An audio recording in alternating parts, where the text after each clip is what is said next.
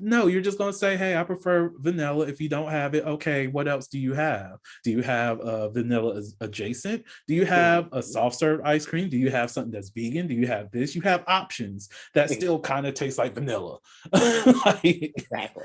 it's not as deep as a lot of people try to make it to be, Mhm. and they're focusing more on the things that they discriminate against, or their ideal deal breakers, rather than what they are actually preferring.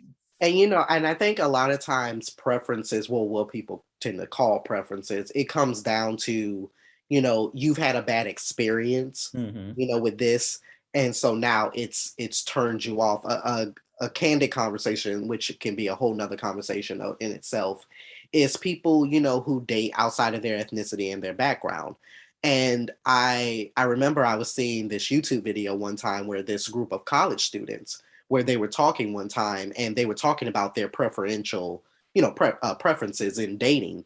And you had a lot of those men and women who were coming from very different aspects and perspective, not just from an ethnic, standpoint, but just of environment standpoint, culture standpoint, gender standpoint.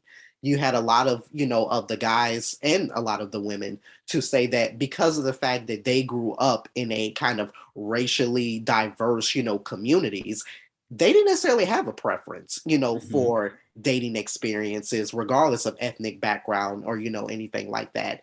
And then you had some people who were a part of that conversation was like, well, no, if I was raised predominantly, in a black or brown, setting, environment does shape attraction. Like that It is what I does. am attracted to.